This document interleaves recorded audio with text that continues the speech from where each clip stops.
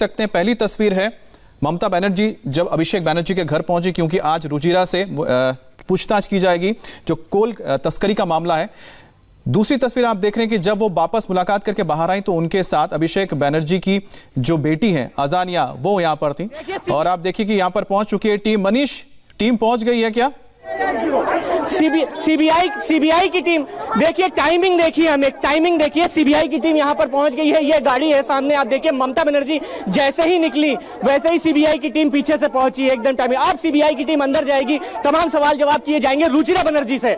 रुचिरा बनर्जी के वकील अंदर ही मौजूद है। थोड़ी देर पहले ममता बनर्जी यहां से निकल गई है। 8 सदस्यों की जो सीबीआई की टीम है आप देखिए जा रही है, जिसमें 2 महिला पुलिस है और जो कल रुचिरा बनर्जी के बहन से जिन सीबीआई की टीम ने पूछताछ की थी वही टीम यहां पर आई है। और अभी फिलहाल सवाल जवाब का दौर शुरू होने वाला, लेकिन उससे पहले ममता बनर्जी निकली है। सामने आप देखिए शांति निकेतन जो अभिषेक बनर्जी का घर है उसके अंदर सीबीआई की टीम दाखिल हो रही है। और अब यह माना जा रहा है कि एक लंबा सवाल जवाब का दौर शुरू होगा। किस तरीके के ट्रांजैक्शन हुए हैं, क्या है पूरा कोल स्कैम मामले में, जो सीबीआई के पास सवाल है वो यहां पर पूछे जाएंगे। और ममता बनर्जी ठीक 2 मिनट पहले यहां से रवाना हुई है। टाइमिंग आप बेहद खास मानी जा सकती है। देखिए कि सब कुछ मिनट टू मिनट का खेल माना जा रहा है। निजाम पैलेस से सीबीआई की टीम रवाना हुई, ममता का कन्वॉय यहां पर आया। निजाम पैलेस से सीबीआई की जो टीम रवाना हुई है वहां से शांति निकेतन तक आने तक 15 मिनट का समय लगता है। और इस 15 मिनट के अंदर ममता बनर्जी यहां पर पहुंचती है। लगभग 5 से 7 मिनट तक परिवार वालों से बातचीत करती है और मीडिया के कैमरों के सामने एक संदेश देने की कोशिश करती है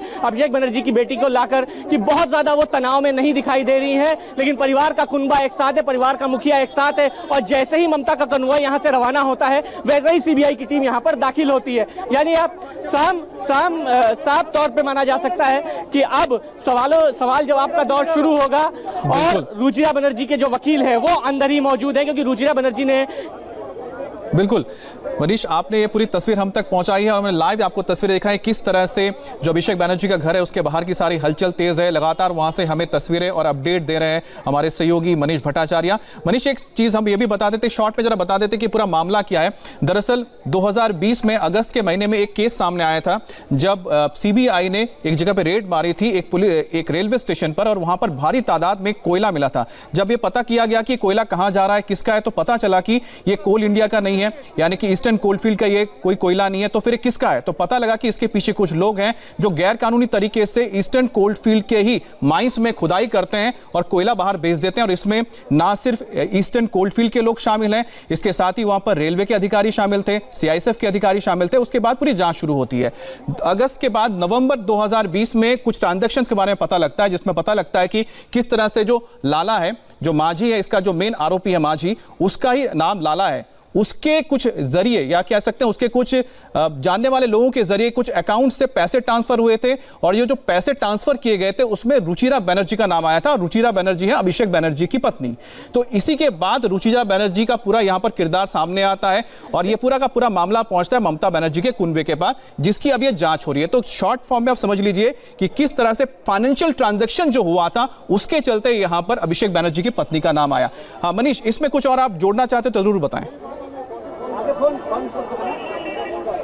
देखिए बिल्कुल अमित, बिल्कुल सही कहा आपने। ईसीएल की जो विजिलेंस कमेटी की जांच हुई थी, जब इनको पता लगा कि यहां पर अवैध रूप से जो माइनिंग करने के बाद इस कोयले को बाजार में बेचा जा रहा है, विजिलेंस कमेटी की रिपोर्ट में आई, बिल्कुल सही निकला था, जिसमें यह मिला कि ये कोयला बाजार में ब्लैक में बेचा जा रहा है और उसका जो पैसा है वो व्हाइट मानी शेल कंपनियों द्वारा सफेद करके रोटेट किया जा रहा है और उसका पैसा कहीं ना कहीं अभिषेक बनर्जी और उनके जो साथी उनके कंपनियों में जा रहा है। ये जांच में सामने आया था, जिसके बाद ये पूरी जांच शुरू हुई। और इस पूरे मामले का जो किंगपिन है, जिसके खिलाफ लुकआउट नोटिस जारी हुआ है, उसका नाम है अनूप मांझी उर्फ लाला, जो कि फरार है। और इसमें एक टीएमसी के लीडर विनय मिश्रा और आरोपी नीरज सिंह का नाम सामने आया है। और सबसे बड़ी दलील जो दी गई इसमें जांच में जो सामने आया, जो बीजेपी भी कहीं ना कहीं आरोप लगा रही है कि अभिषेक बनर्जी की पत्नी जो कि रुचिरा बनर्जी, जो कि थाईलैंड की रहने वाली है, उनके अकाउंट में अनूप मांझी उर्फ लाला का जो पैसा है वो ट्रांजैक्शन हुआ है। इसी पॉइंट पर कहीं ना कहीं सीबीआई घूम फिर के जांच कर रही है कि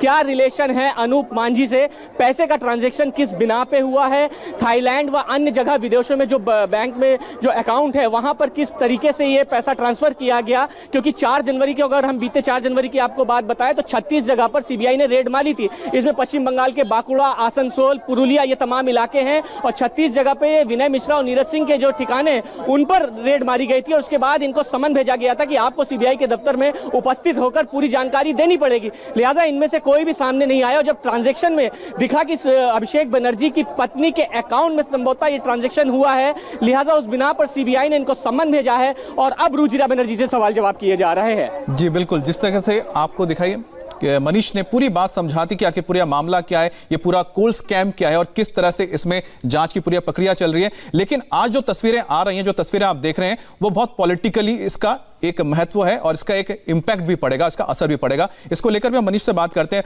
मनीष, जो ये तस्वीरें हैं जिसमें साफ है कि ममता बनर्जी के भतीजे अभिषेक बनर्जी, जिसको लेकर लगातार बीजेपी हमलावर है, उनकी पत्नी के घर सीबीआई का पहुंचना, यानी उनके घर सीबीआई का पहुंचना, उनकी पत्नी से पूछताछ करना, कोल स्कैम का पूरा मामला, ये कहीं ना कहीं अब राजनीतिक तौर पे मामला गरमाएगा और शायद यही वजह कि ममता बनर्जी ठीक उससे पहले पहुंचती है और ये संदेश देती है कि चाहे आप कुछ भी कर लो, हमारा परिवार एक है, हम उससे अलग नहीं हो रहे हैं, भले ही सीबीआई जांच क्यों ना हो।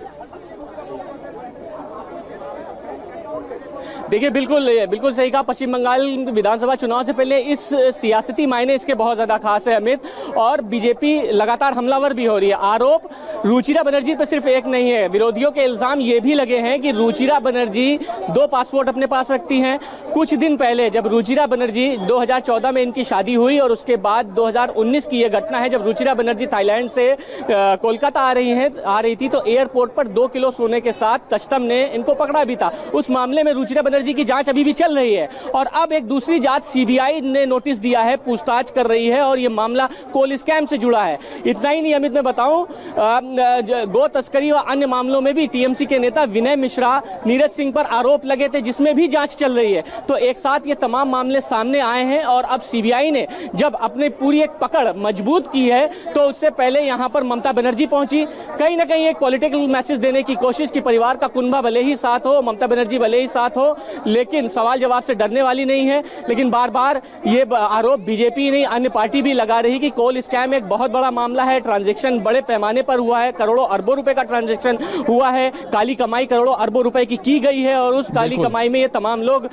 मौजूद है। विनय मिश्रा एक ऐसा नाम जिसका मैं ले रहा हूं अमित, विनय मिश्रा वो व्यक्ति है जिसकी ज्वाइनिंग पार्टी में अभिषेक बनर्जी ने कराई थी और अभिषेक बनर्जी के साथ विनय मिश्रा व तमाम लोग विदेश भ्रमण करते हुए तमाम फोटो भी सामने आई थी। तो इन तमाम चीजों को जोड़कर इस पूरे मामले में देखा जा रहा है। एक हो गया सीबीआई कोल वाला, ये कोल तस्करी का मामला हो गया, एक गौ तस्करी का मामला हो गया और एक है अम्फान का मामला जिसमें सीएजी भी पूरी तरह से जांच कर रहा है। वो मामला भी हाई कोर्ट के जरिए चल रहा है। तो कई सारे ऐसे मुद्दे हैं जो अब चुनाव से ठीक पहले और भी ये बीजेपी को उठाने का मौका भी मिलेगा और साथ ही साथ ममता बनर्जी और उनके कुनबे पर हमला करने का भी मौका मिलेगा।